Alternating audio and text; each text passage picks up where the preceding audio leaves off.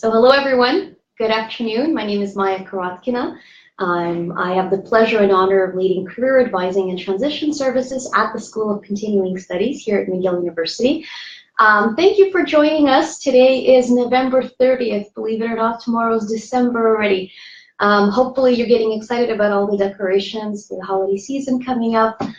We are going to talk quite a bit about the holiday season in this particular run, in this particular Facebook Live session. Those of you who've been with us before, you probably know that I'm usually with my colleague Olivier Dupiton, who's unfortunately not here with us today, but he's here in spirit. And speaking of spirit, so this is exactly what we're going to talk about today. We're going to talk about networking in the context of the holiday spirit, all of these activities around the corner, the holiday parties, any other cocktails that you may be going to. This is a really good time to leave your mark. It's a really good time to network in professional and social context.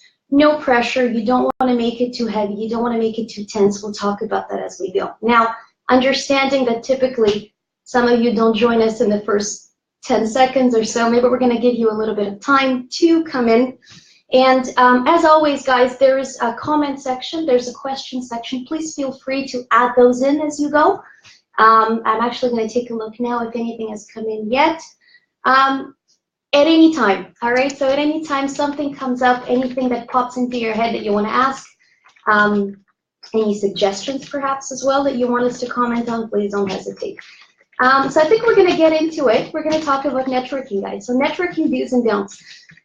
It's a big topic. It's a topic that we cover in a number of activities for us in career advising and transition services, including an upcoming one next week that I'll tell you about a little bit later. But what we want to do today is 3 do's and don'ts. So 3 do's, 3 don'ts of networking. Point number 1, guys, networking is about a conversation between 2 people. Keep it light. Icebreakers are your friend. Icebreakers are informal conversation starters. The really favorite ones and the easiest ones here. You can talk about the weather. You can talk about how nice someone's coat is, or their glasses, or their watch. Be careful about compliments. Certain things should not be complimented on too much, but do feel free to open up a conversation about something that has nothing to do, of course, even with the event itself, just something light. The weather, the dress code, Canadians winning, hopefully, that's what you want to open with. Anything else that really you can think of that is not going to be either tense or taboo, or of course any highly personal topic. So really when we talk about keep it light, it goes from the icebreaker to the rest of the conversation. Networking situations, even if you end up discussing someone's profession or their current place of work, don't go into things that might get a little too personal. You will never ask about someone's compensation package, for instance, right? You never get into that conversation. But it's okay to ask about their experience in a particular industry. Or even better, for those of you undergoing a professional transition of some kind, whether it's a change of job, change of career, change of country, it is perfectly fine to ask for someone's experiences and insights into how they have themselves have navigated that transition. It really makes for an interesting conversation without it being too heavy or too serious. So on that note, point number 2, keep it light. After that, listen. Make sure you listen. In fact, make sure, you know the saying that we have 2 ears and 1 mouth, and there's a reason for that. Make sure you spend more time listening than you do talking. Show interest in the other person. This is extremely important. It's also a really good tip. In our workshops and our individual advising sessions, we often hear people say, well, I don't really quite know what to say. And when they ask me what I do, I sort of freeze up. I get nervous. I'm not quite sure how to entertain a conversation, how to nurture it beyond the icebreaker or the exchange of pleasantries at the beginning. Little tip for you, ask. Talk less about yourself. Ask a follow-up question about that particular individual. So let's say they told you something about having to buy new clothes for their kids, whatever it was. Keep going on that. Let's say they talked about their holiday plans or their travel plans moving forward, or they talked about making a snowman. Keep going. All right, ask a follow-up question. If they end up getting into their profession, if they end up talking about their occupation, show interest in the other person. Just by listening, you'd be amazed at how often people say, wow, this was a really fantastic conversation partner. And ultimately what that person did was listen much more than they talked. But the impression you end up leaving is of someone who cares. So don't just wait for your turn to speak either. Actually listen to the other person's stories or anecdotes or lessons or insights. The more you focus on the other person, really the better impression you will leave. So point number 3. This is going to sound a little bit tricky, but it shouldn't. Never position yourself as a job seeker asking for a favor. What you do want to do is position yourself as a professional offering value. I'm sure that some of you listening in who've heard me say this in workshops are probably smiling right now. Position yourself as a professional offering value, not a job seeker asking for a favor. There is nothing wrong with being unemployed. There is nothing wrong with being employed either in a job that you like or that you don't like. In all cases, maintain a relatively equal balance of power. No one hires anyone to do them a favor anyway.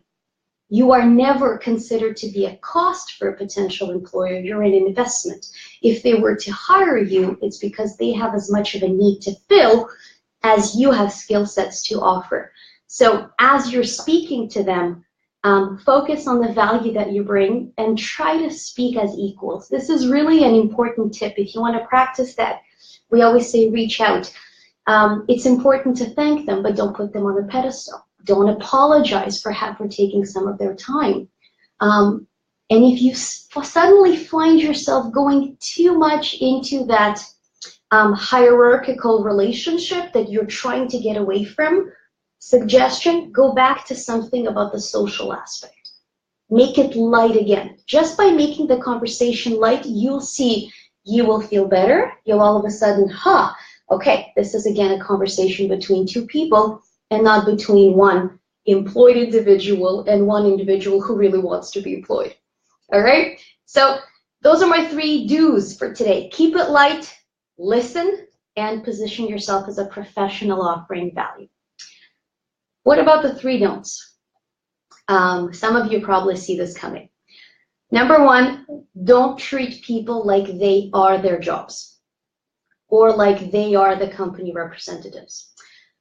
Contrary to job fairs, some of you have probably attended job fairs. Contrary to job fair situations, networking situations are meant for individuals to interact. So even if I happen to work for Bombardier, or I happen to work for CGI, or I happen to work for McGill, I am there on behalf of myself.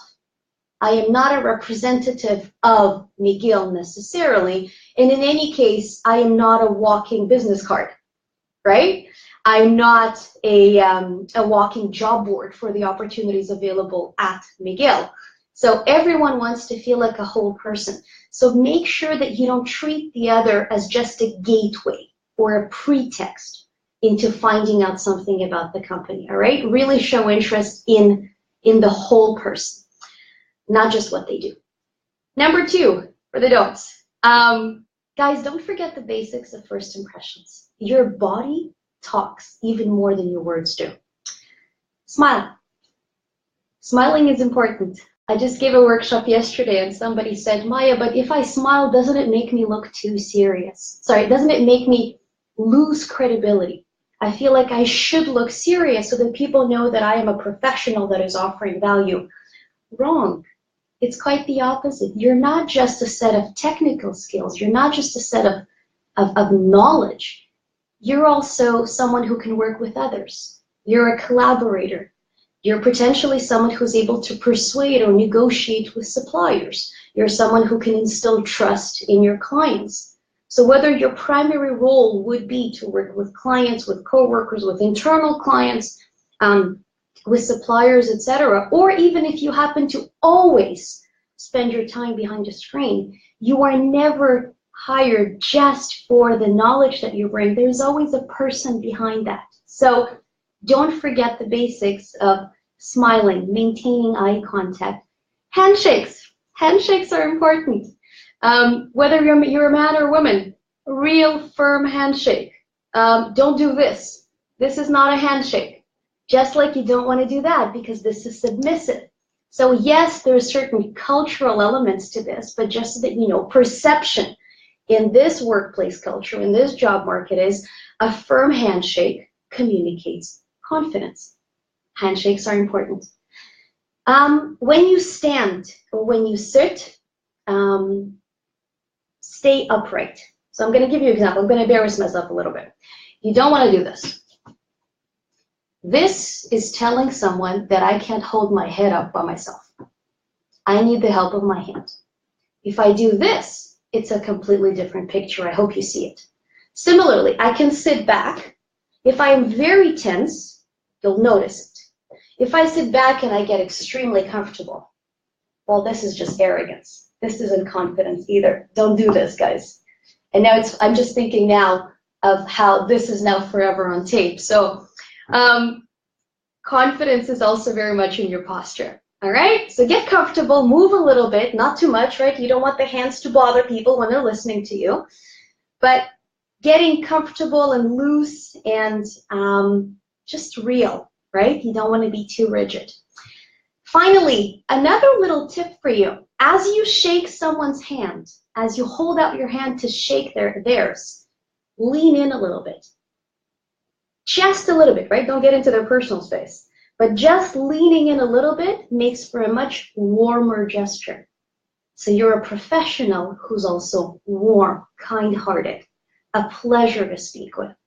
So those are my my little tidbits, my fun little additions to the body language and how important that is. Don't forget the basics of first impressions.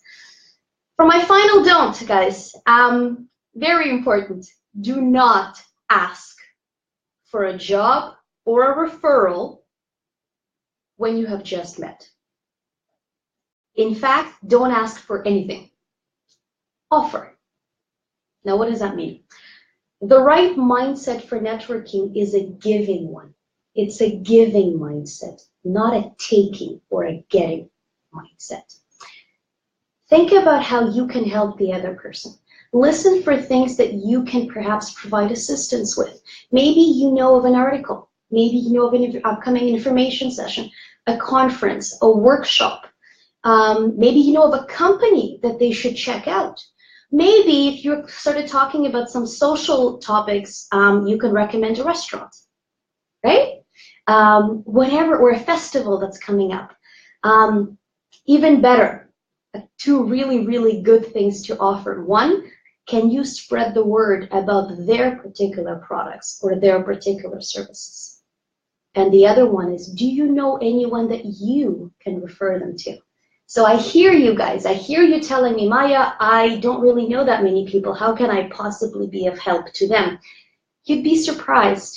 Just listening to someone, doing a brainstorming session with them, telling them, you know what? I think I recently met someone that I think you should also speak to. Even if it gives them nothing concrete as a result, it will set you up. It will make a lasting impression for you as a giving individual who cares about the other individual and not just about getting something in turn. Not only are you going to make a very important and positive lasting impression for them, but you'd really be surprised, this is my little parenthesis about karma, you do end up attracting what you project. So you'll be surprised at how often that happens. If you position yourself as someone who wants to help others, you'd be amazed at how often these opportunities come back for you. So don't ask for a job or a referral when you've just met them. It's too soon. I don't know you yet. I don't trust you enough to put my reputation on the line by referring you to an opportunity or to someone who might be looking for candidates like you. It's too soon. Just like, and this is another analogy that I use in the workshops, if I just meet you and I say, hi, my name is Maia, I'm looking for friends. You go, okay, that's a little creepy. And then I tell you, but I'm moving tomorrow and I'd like some help with moving boxes. There's no way you're gonna accept that. But if you and I have been talking for a number of months, we know each other, I have friends that I can call to help me move boxes. Same kind of relationship, same kind of encounter, but we took the time to build it and nurture it. And then there's an element of trust. So networking is a reflection of trust. It's establishing and nurturing mutually beneficial relationships. It is not a series of transactions. Don't go to a networking event and hand out your business card. People will throw it out as quickly as the same time that you spend giving it to them is the time they're going to devote to it. There's no connection. So it's not a mass kind of activity. It's quality over quantity kind of activity. Remember to treat people like individuals, like professionals. Like, as I said, they're not walking business cards. They're not walking job boards. And reach out to them to support them in their professional or social or personal pursuits. And you really will be surprised at how much you end up attracting what you project. So those are my little do's and don'ts for today. I'm going to just take a moment to look at any comments. Hi, Ben. Thank you for the comment. Thank you very much. All right. So guys, as always, not just for the live sessions, if you have any comments, any questions that come to you after the fact, make sure that you put them in. I do want to mention that we have our networking bootcamp and brunch next Saturday on December 9th, the best way to spend your Saturday morning, even in the midst of exams, I promise you. December 9th from 10 a.m. to 2 p.m., food for thought and food for the tummy. So we start with the workshop on icebreakers and value proposition and following up and nurturing relationships. And then we all go out for brunch, so you get to practice what we've just talked about. So on that note, stay tuned. Looking forward to seeing you all in the new year. And in the meantime, happy holidays. Be healthy, but also be a little bit indulgent. And we look forward to continuing to be in contact with you. Bye, guys.